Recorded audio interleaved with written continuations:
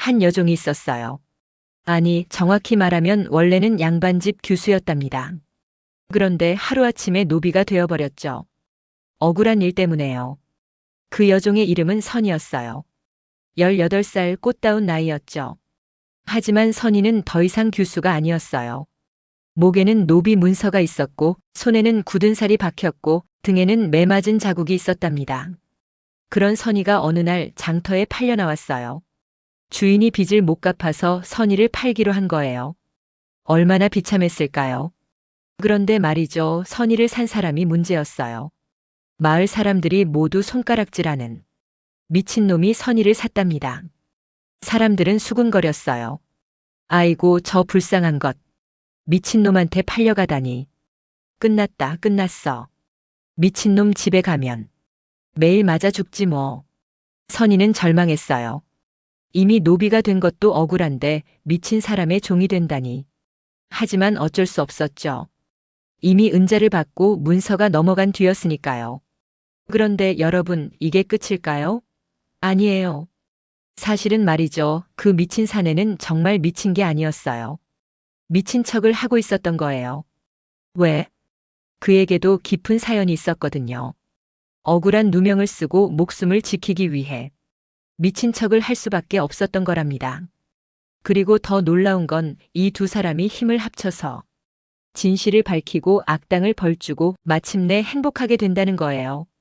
어떻게 그런 일이 가능했을까요? 노비와 미친 사람이 무슨 힘이 있었을까요? 궁금하시죠? 그럼 이제 처음부터 차근차근 이야기를 시작해 볼까요?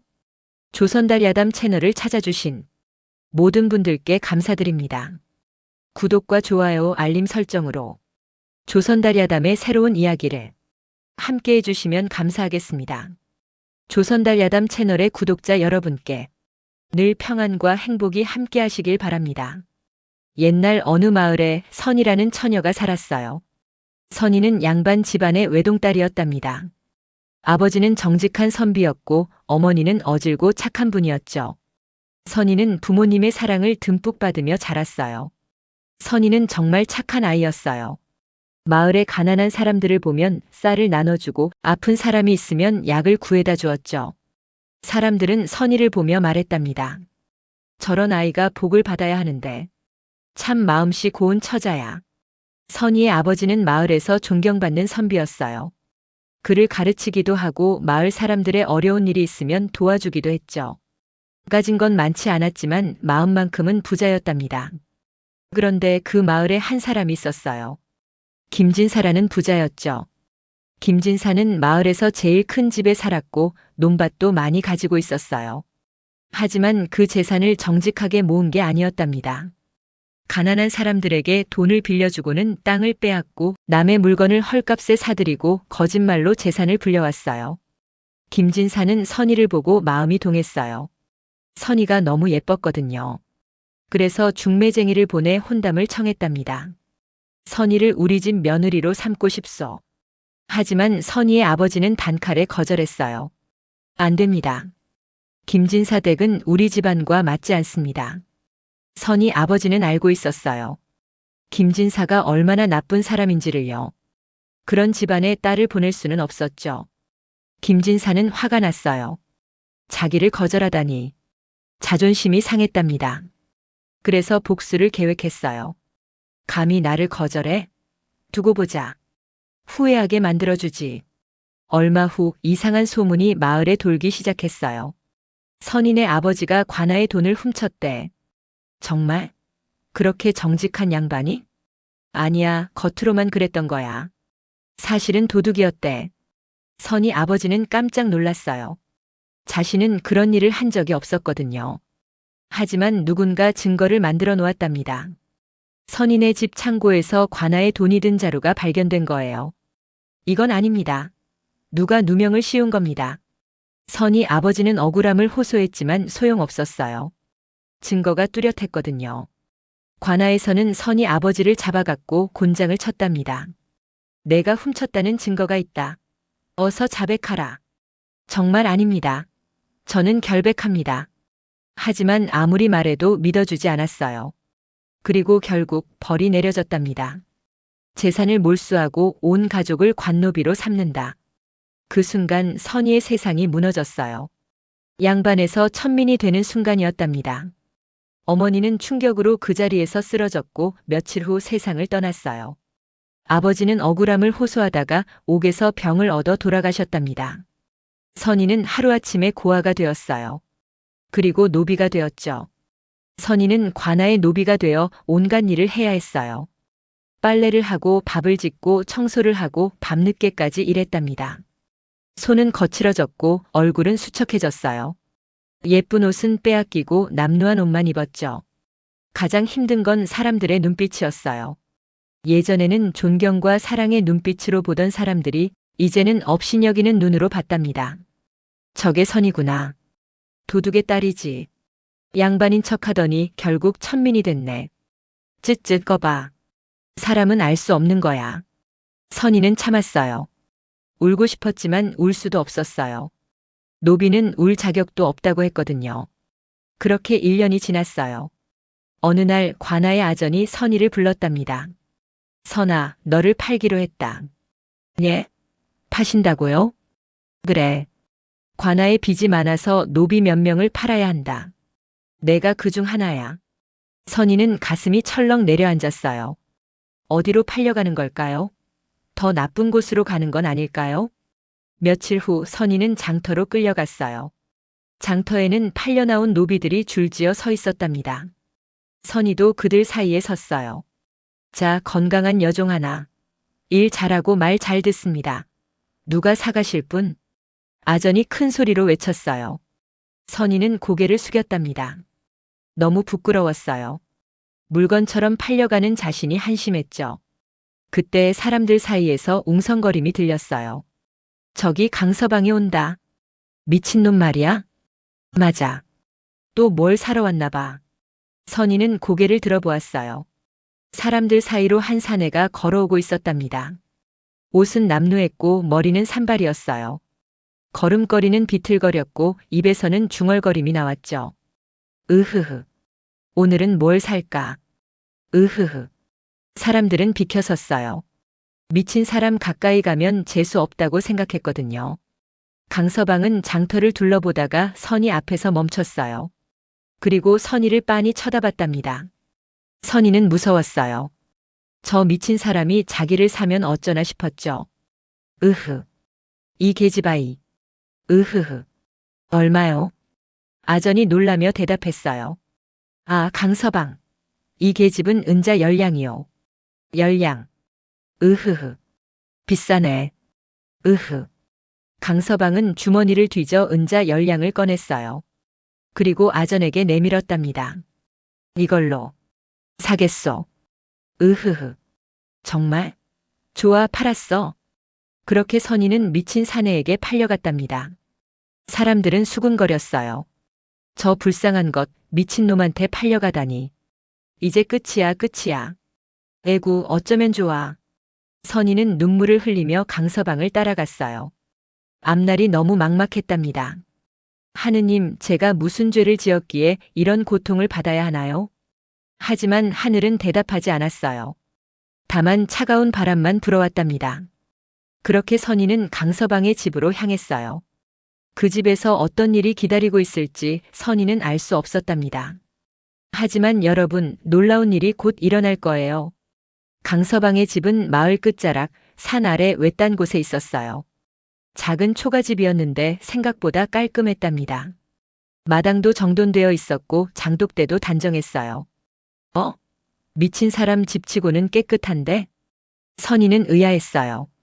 미친 사람이면 집도 엉망일 거라고 생각했거든요.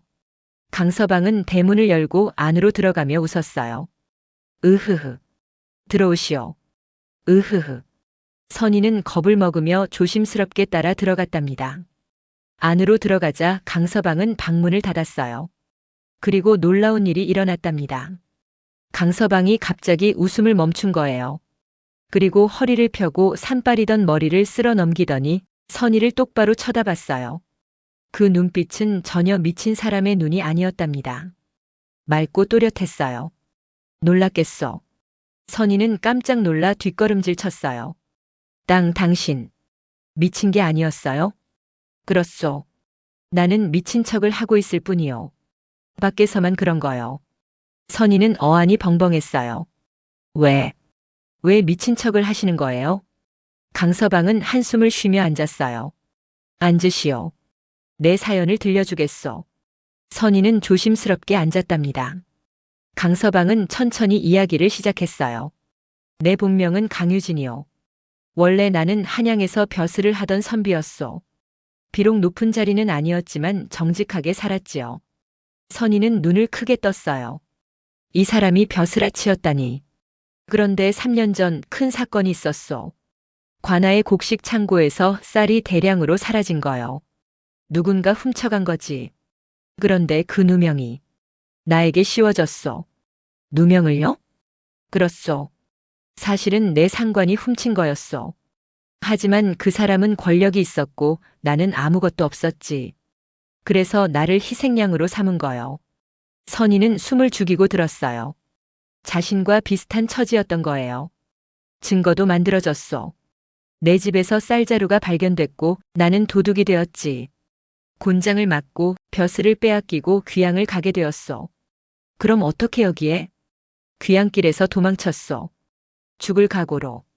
하지만 도망치면 평생 쫓기게 되지. 그래서 생각한 게 미친 척을 하는 거였소. 미친 사람은 벼슬아치도 아니고 위험하지도 않으니까. 누구도 관심을 안 가지지요. 선희는 이해가 되었어요. 그래서 미친 척을 했던 거구나. 그렇게 3년을 살았소. 미친 사람 행세를 하며 사람들 눈을 피하며. 외롭고 힘들었지만 살아남기 위해서였소. 강유진의 목소리는 쓸쓸했답니다. 그런데 오늘 장터에서 당신을 봤소. 당신 눈빛에서 나와 같은 억울함이 보였소. 그래서 샀소. 당신을 구하고 싶었소.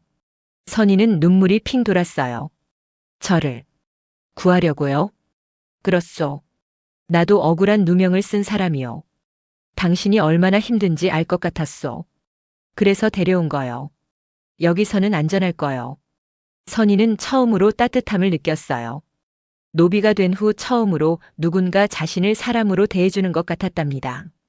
고맙습니다. 정말 고맙습니다. 선희는 눈물을 흘렸어요. 감동의 눈물이었답니다.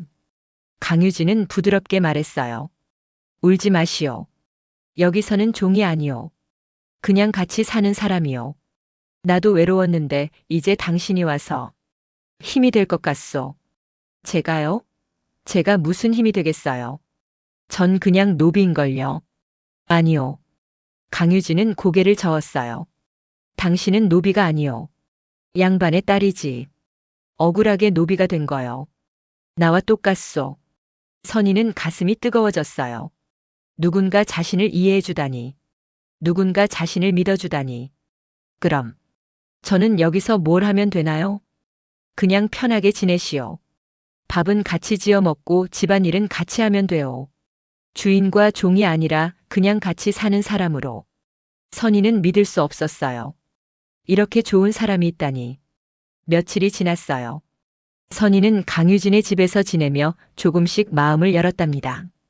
강유진은 정말 좋은 사람이었어요. 밥을 같이 지었고 같이 먹었고 선희를 존중해줬어요. 어느 날 저녁 두 사람은 마당에 앉아 이야기를 나눴어요. 선희, 당신 아버지는 무슨 일로 누명을 쓰셨소? 선희는 그동안의 이야기를 들려줬어요. 김진사가 혼담을 청했다가 거절당한 일, 그리고 복수로 누명을 씌운 일까지요. 강유진은 분노로 주먹을 쥐었어요. 김진사라. 그자가 그런 짓을 했단 말이오? 아세요? 물론이요. 이 마을 사람은 다 알지. 김진사가 얼마나 나쁜 사람인지. 돈으로 사람들을 괴롭히고 땅을 빼앗고. 선희는 고개를 숙였어요.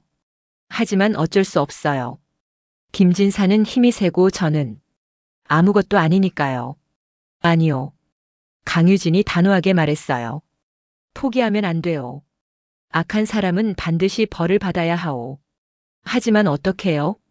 강유진은 잠시 생각하다가 말했어요. 증거를 찾으면 돼요. 김진사가 거짓 증거를 만들었다는 증거를. 그리고 내 누명도 벗을 수 있는 증거를 찾으면 우리 둘 다 자유로워질 수 있어. 선희는 희망이 생겼어요. 정말 가능할까요? 해봐야지요.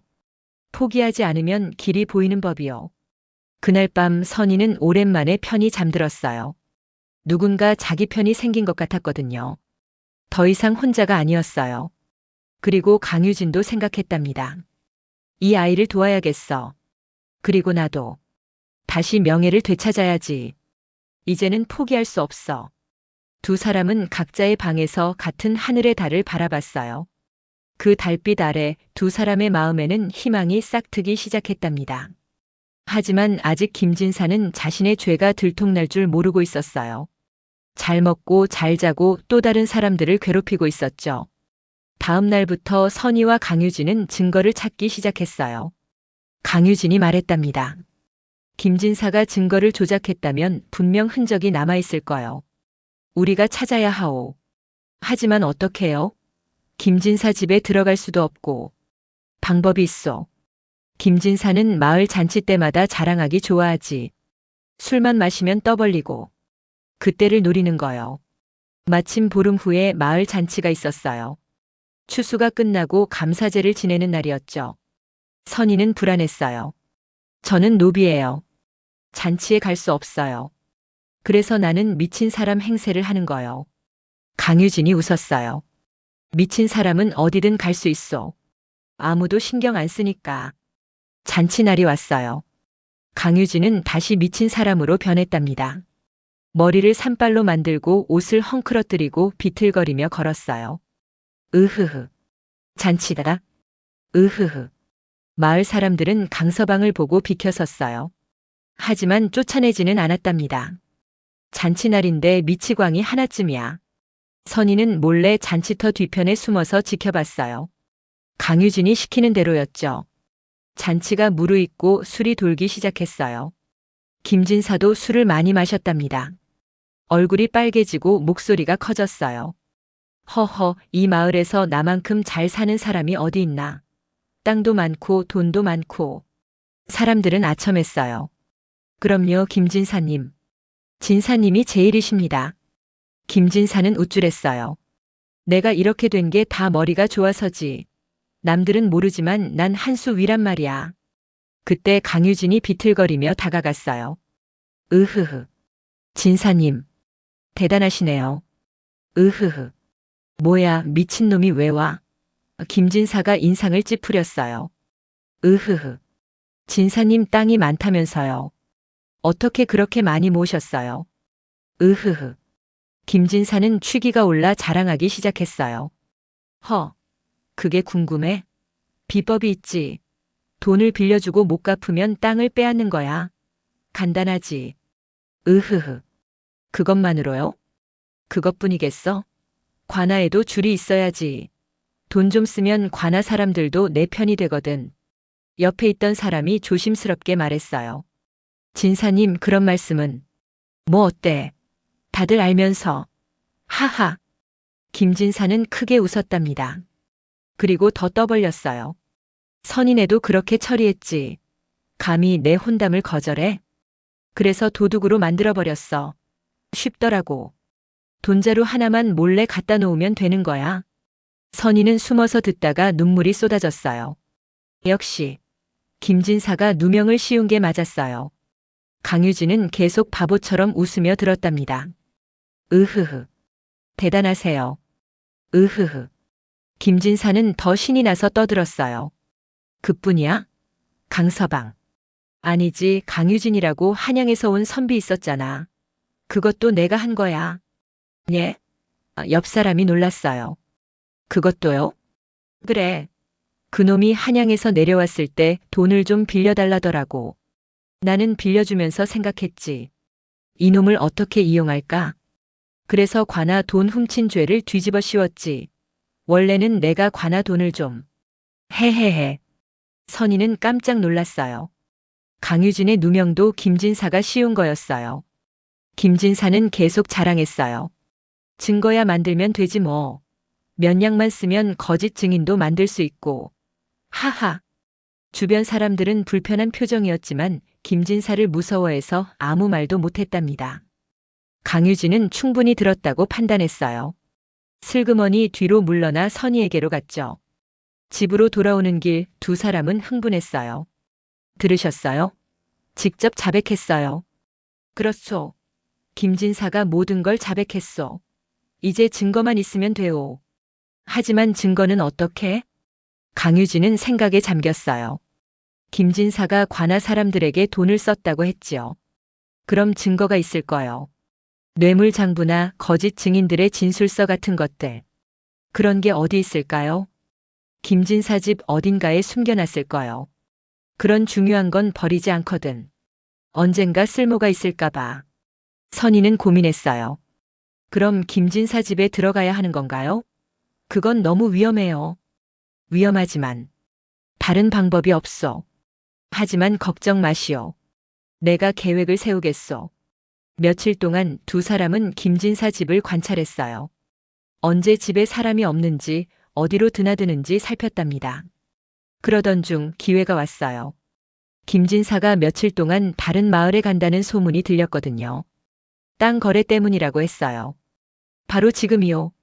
강유진이 말했어요. 하지만 집에 머슴들이 있어요. 그래서 내가 미친 사람 행세를 하는 거요. 내가 소동을 피우면 사람들이 나한테 정신이 팔릴 거요. 그 사이에 선희가 몰래 들어가는 거요. 선희는 떨렸지만 용기를 냈어요. 알겠어요. 해볼게요. 다음 날 저녁 작전이 시작되었어요. 강유진은 김진사 집 앞에서 난동을 부리기 시작했답니다. 으하하. 여기가 금은보화가 있는 집이라며. 으하하. 머슴들이 달려나왔어요. 이 미친놈. 여기서 뭐 하는 거야? 으흐흐. 나도 돈이 필요해. 나도 부자가 되고 싶어. 으하. 강유진은 마당을 뛰어다니며 소동을 피웠어요. 머슴들은 그를 쫓느라 정신이 없었답니다. 그 사이 선희는 뒷담을 넘어 집 안으로 들어갔어요. 가슴이 두근두근 뛰었지만 꼭 해야 하는 일이었어요. 아버지, 어머니, 저 지켜봐 주세요. 선희는 김진사의 사랑채로 들어갔어요. 방 안을 살피니 큰 장롱이 하나 있었답니다. 선희는 장롱을 열어봤어요.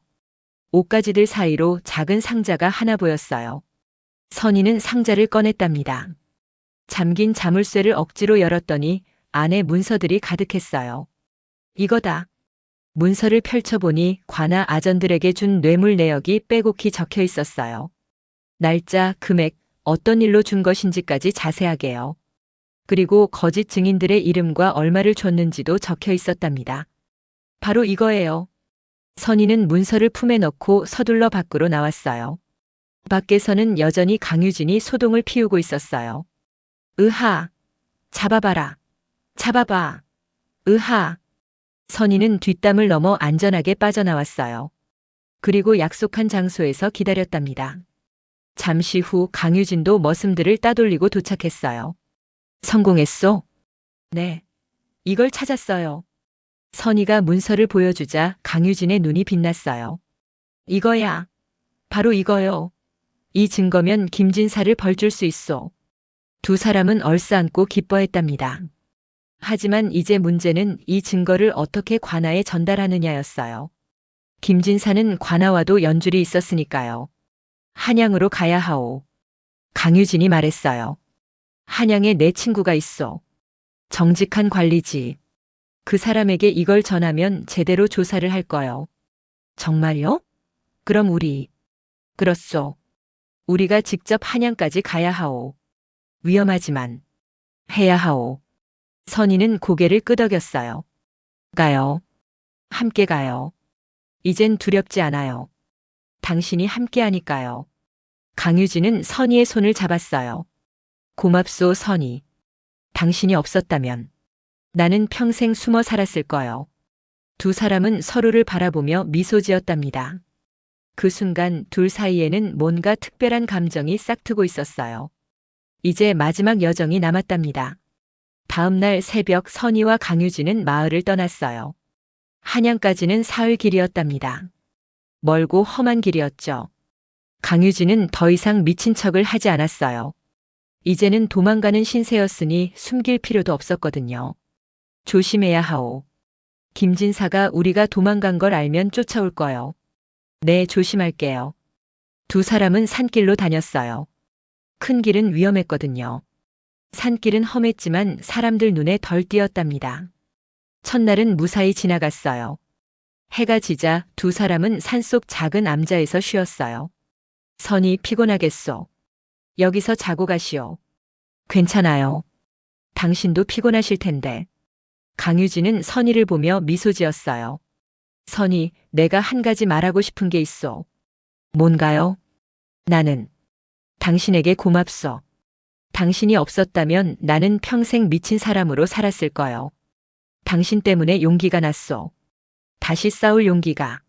선희는 얼굴이 빨개졌어요. 저야말로요. 당신이 저를 구해주셨잖아요. 당신 아니었으면 전 어떻게 됐을지 몰라요. 두 사람은 서로를 바라봤어요. 촛불이 흔들리고 마음도 흔들렸답니다. 선희, 우리가 이 일을 끝내고 나면 당신은 어떻게 하고 싶소? 글쎄요. 생각해 본 적 없어요. 그저 아버지의 누명만 벗길 수 있다면. 만약 강유진이 조심스럽게 말했어요. 만약 내가 당신에게 청혼을 한다면 어떻게 하겠소? 선희는 깜짝 놀랐어요. 청혼이요? 그렇소. 나는 당신을 종으로 본 적이 없소. 처음부터 당신은 내게 소중한 사람이었소. 그리고 이제는 사랑하게 되었소. 선희의 눈에 눈물이 맺혔어요. 정말, 정말이세요? 진심이요. 이 일이 끝나면 당신과 함께 살고 싶소. 부부로. 선희는 눈물을 흘리며 고개를 끄덕였어요. 저도요. 저도 당신을 사랑해요. 처음엔 무서웠지만 이제는 당신이 없는 삶은 상상할 수 없어요. 두 사람은 손을 꼭 잡았답니다. 그리고 첫 입맞춤을 나눴어요. 조용하고 따뜻한 입맞춤이었답니다. 그날 밤 두 사람은 행복한 꿈을 꾸었어요. 하지만 둘째 날 위기가 찾아왔어요. 산길을 걷고 있는데 뒤에서 말발굽 소리가 들렸답니다. 두 사람은 깜짝 놀라 숨었어요.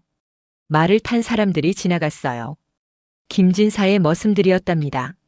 저놈들이 이 길로 갔을 거야. 찾아내. 놓치면 우리가 혼난다. 빨리 찾아. 선희는 떨렸어요. 강유진이 선희의 손을 꼭 잡았죠. 괜찮소. 내가 지킬 거요. 머슴들이 지나간 후 두 사람은 더 깊은 숲으로 들어갔어요. 하지만 운이 나빴답니다. 머슴 한 명이 그들을 발견한 거예요. 저기다. 잡아. 머슴들이 달려왔어요. 선희와 강유진은 필사적으로 도망쳤답니다. 선희, 이리 와. 강유진은 선희의 손을 잡고 낭떠러지 쪽으로 뛰었어요. 낭떠러지 아래로는 개울이 흐르고 있었답니다. 뛰어내려야 하오. 뭐라고요? 뛰어내리는 수밖에 없소. 날 믿으시오. 선희는 무서웠지만 강유진을 믿었어요. 두 사람은 손을 잡고 뛰어내렸답니다. 첨벙. 차가운 물에 빠졌어요.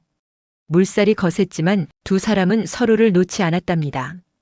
개울은 그들을 멀리 떠내려 보냈어요. 머슴들은 낭떠러지 위에서 소리쳤어요. 저놈들 죽었을 거야. 물살이 저렇게 센데 살았겠어? 돌아가자. 진사님께 보고하자. 머슴들은 돌아갔어요. 한참 후 선희와 강유진은 하류에서 물가로 기어 나왔답니다. 온몸이 젖었고 지쳐 있었어요. 괜찮소? 강유진이 물었어요. 네. 살았어요. 증거는? 선희는 가슴을 더듬었어요. 다행히 문서는 젖었지만 그대로 있었답니다. 있어요. 다행이에요. 두 사람은 안도의 한숨을 쉬었어요. 이제 한양까지만 가면 돼요. 조금만 더 힘내시오. 셋째 날 두 사람은 마침내 한양에 도착했어요. 큰 도시는 활기가 넘쳤답니다. 강유진은 옛 친구를 찾아갔어요. 박판서라는 정직한 관리였죠. 유진이, 자네가 살아있었구나. 판서님, 오래간만입니다. 박판서는 강유진을 반갑게 맞아줬어요. 그리고 사연을 듣더니 깜짝 놀랐답니다. 그런 일이 있었단 말인가? 김진사라는 자가 그런 악행을. 증거가 여기 있습니다. 강유진은 문서를 보여줬어요. 박판서는 문서를 꼼꼼히 읽더니 주먹을 쥐었답니다. 이건 명백한 범죄야. 뇌물, 위증, 무고. 이자는 엄하게 벌을 받아야 해. 부탁드립니다, 판서님. 저와 선의의 누명을 벗겨주십시오. 물론이지. 내가 직접 나서겠네. 박 판서는 즉시 조사를 시작했어요. 문서에 적힌 거짓 증인들을 불러 신문했고 관아 아전들도 조사했답니다. 거짓 증인들은 처음엔 잡아떼다가 증거를 보더니 결국 자백했어요. 죄송합니다. 김진사가 돈을 줘서 거짓 증언을 했습니다. 아전들도 마찬가지였어요. 용서해 주십시오. 김진사에게 뇌물을 받았습니다. 모든 진실이 밝혀졌어요. 박 판서는 즉시 김진사를 체포하라는 명령을 내렸답니다. 포졸들이 마을로 달려갔어요.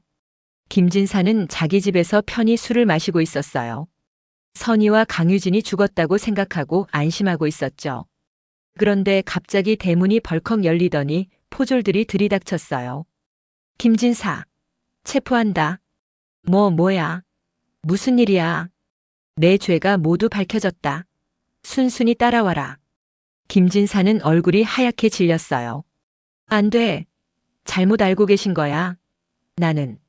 변명은 한양에 가서 해라. 김진사는 결국 포졸들에게 끌려갔답니다. 마을 사람들은 놀라서 구경했어요. 저 김진사가 잡혀가네. 무슨 일이래? 악행을 저질렀다던데. 며칠 후 정식 재판이 열렸어요. 선희와 강유진도 참석했답니다. 판사가 판결을 내렸어요. 김진사는 뇌물, 무고, 위증 등 여러 죄를 지었다. 재산을 몰수하고 귀양을 보낸다. 그리고 거짓 증인들과 뇌물 받은 아전들도 벌을 내린다. 쾅! 망치 소리가 울렸어요. 김진사는 무릎을 꿇고 울었답니다. 용서해 주십시오. 제가 잘못했습니다. 하지만 소용없었어요. 악한 사람은 벌을 받아야 하니까요. 판사는 계속 말했어요. 그리고 강유진과 선희의 누명을 벗긴다. 강유진은 결백하며 선희 역시 양반의 신분으로 복귀시킨다. 선희 아버지의 명예도 회복한다. 선희는 눈물을 흘렸어요. 드디어 아버지의 누명이 벗겨진 거예요. 강유진도 눈물을 흘렸답니다. 드디어 자유를 되찾은 거죠. 재판이 끝나고 두 사람은 서로를 꼭 안았어요. 해냈어요. 우리가 해냈어요. 그렇소. 당신 덕분이요. 아니에요. 우리 함께 해낸 거예요. 박 판서가 다가와 축하해줬어요. 잘했네, 유진. 그리고 선이 양 용기 있는 처자구려. 감사합니다, 판서님. 이제 자네들은 어떻게 할 건가? 강유진은 선희를 바라보며 말했어요. 저희는 혼인할 겁니다. 보름 후 한양에서 아름다운 혼례식이 열렸어요. 신랑은 강유진, 신부는 선희였답니다. 더 이상 미친 사람도 아니고 노비도 아니었어요. 당당한 양반 부부였죠. 박 판서가 주례를 서주었어요. 이 두 사람은 어려움 속에서도 서로를 지켰고 정의를 위해 용기를 냈습니다. 하늘도 이런 사람들을 돕는 법입니다. 이제 이 두 사람은 부부가 됩니다. 사람들이 박수를 쳤어요. 선희는 아름다운 혼례복을 입고 행복한 눈물을 흘렸답니다. 유진, 나으리, 저. 꿈만 같아요. 나도 그렇소, 선희. 당신을 만나 정말 행운이었소. 두 사람은 손을 잡고 큰 절을 올렸어요. 하늘과 땅에 그리고 돌아가신 선희의 부모님께 감사를 드렸답니다. 혼례가 끝나고 잔치가 열렸어요. 박 판서는 선물도 주었답니다. 유진, 자네에게 좋은 소식이 있네. 조정에서 자네의 벼슬을 되돌려주기로 했네. 그리고 이번 일로 공을 세웠으니 승진까지 하게 됐네.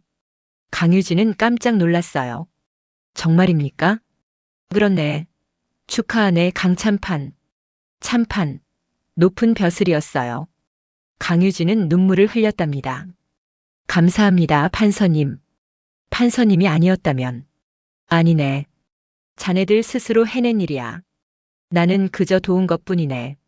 선희도 기뻤어요. 남편이 벼슬을 되찾다니. 하지만 선희에게는 더 중요한 게 있었답니다. 유진, 나으리, 우리 마을로 돌아가요. 마을로? 왜요? 아버지 산소에 가서 좋은 소식을 전해드리고 싶어요.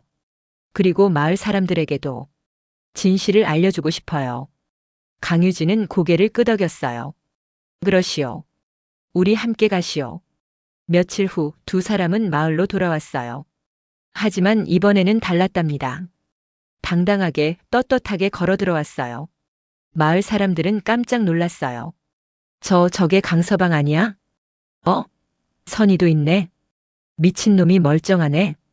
그리고 옷이. 저게 양반 옷인데? 사람들이 웅성거리며 모여들었어요. 강유진이 큰 소리로 말했답니다. 여러분, 들어주십시오. 저는 미친 사람이 아니었습니다. 억울한 누명을 쓰고 도망쳐 미친 척을 하며 살았던 것입니다. 사람들이 수군거렸어요. 뭐라고? 진짜였어? 그럼 진짜 미친 게 아니었단 말이야? 선의도 나섰어요. 여러분, 저희는 진실을 밝혀냈습니다. 김진사가 저와 제 남편에게 누명을 씌운 것입니다. 그 증거를 찾아내어 김진사는 벌을 받았습니다. 정말? 김진사가? 그 부자가 감옥에 갔다고. 강유진이 말을 이었어요. 김진사는 지금 귀양을 갔습니다. 그리고 저와 선의의 누명은 모두 벗겨졌습니다. 저는 참판 벼슬을 받았고 선의는 양반의 신분을 되찾았습니다. 마을 사람들은 놀라며 박수를 쳤어요. 와, 대단해. 잘됐다. 김진사는 원래 나쁜 놈이었어. 축하해요, 참판 나으리. 하지만 몇몇 사람들은 부끄러워했어요. 예전에 선의를 무시하고 강유진을 미친놈이라 놀렸던 사람들이었죠. 한 노인이 앞으로 나왔어요. 선의 참판 나으리. 미안하오. 우리가 당신들을 오해했소. 용서하시오. 다른 사람들도 고개를 숙였어요. 죄송합니다. 우리가 잘못했어요. 선의는 웃으며 말했어요. 괜찮아요. 여러분도 김진사가 무서웠을 거예요. 이제는 다 지나간 일이에요. 고맙소, 선의. 아니, 참판 마님. 마을 사람들은 다시 박수를 쳤답니다. 그날 마을에서는 축하잔치가 열렸어요. 돼지를 잡고 술을 빚고 떡을 쪘어요. 모두가 선의와 강유진을 축하했답니다. 잔치가 무르익을 무렵 선의는 아버지의 산소로 올라갔어요. 강유진도 함께했죠. 선의는 아버지의 묘 앞에 무릎을 꿇고 눈물을 흘렸어요. 아버지, 드디어 아버지의 누명을 벗겼어요. 이제 아버지는 떳떳하세요. 마을 사람들도 모두 알게 됐어요. 아버지가 정직하고 훌륭한 분이셨다는 걸요. 강유진도 절을 올렸어요. 장인어른, 제가 따님을 잘 모시겠습니다. 행복하게 해드리겠습니다. 바람이 불었어요. 마치 아버지가 대답하는 것 같았답니다. 잘했다, 내 딸. 그리고 고맙다, 사위야. 선의는 눈물을 닦고 일어났어요. 이제 가요. 우리의 새로운 삶을 시작해요. 그러시오. 두 사람은 손을 잡고 산을 내려왔답니다. 며칠 후 강유진은 한양으로 부임해야 했어요. 참판이 되었으니까요. 선의도 함께 갔답니다. 한양에서 두 사람은 행복하게 살았어요. 강유진은 정직한 관리로 백성들을 도왔고 선의는 가난한 사람들을 돕는 일을 했답니다. 1년 후 선의는 아이를 낳았어요. 건강한 사내 아이였죠. 우리 아들 이름을 뭐라고 지을까요? 의로울 애자를 넣읍시다. 정의를 잊지 말라는 뜻으로. 좋아요. 아이의 이름은 강희성이 되었답니다. 세월이 흘러 강유진은 더 높은 벼슬까지 올랐어요. 그리고 선의는 훌륭한 어머니가 되었답니다. 두 사람은 3명의 자녀를 더 낳았고 모두 건강하고 착하게 자랐어요. 가끔 마을 사람들이 한양으로 찾아와 인사를 드렸어요. 참판 나으리, 마님, 잘 지내시지요? 그럼요. 여러분도 건강하시죠? 예. 마을도 이제 평화로워요. 김진사가 없으니까요. 사람들은 웃으며 이야기를 나눴답니다. 어느 날 늙은 선의는 손주들에게 옛날 이야기를 들려줬어요. 할머니가 젊었을 때 말이야 노비가 됐었단다. 정말요? 할머니가? 그래. 억울하게 노비가 됐지. 그런데 한 사람이 날 구해줬어. 바로 너희 할아버지지. 우와. 할아버지가 영웅이네. 그렇단다. 할아버지는 미친 척을 하며 살았지만 정말로는 용감하고 정의로운 분이셨어. 그래서 어떻게 됐어요? 우리는 함께 나쁜 사람을 벌주고 행복하게 살았단다. 그리고 이렇게 너희 같은 손주들도 생겼지. 손주들은 박수를 쳤어요. 할머니, 할아버지 이야기 재미있어요. 그래. 그럼 교훈을 알려줄게. 세상에는 나쁜 사람도 있지만 좋은 사람도 많단다. 그리고 정의는 반드시 이긴다는 거. 포기하지 않으면 말이야. 알겠어요, 할머니. 선희는 손주들을 안으며 웃었어요. 정말 행복한 할머니였답니다.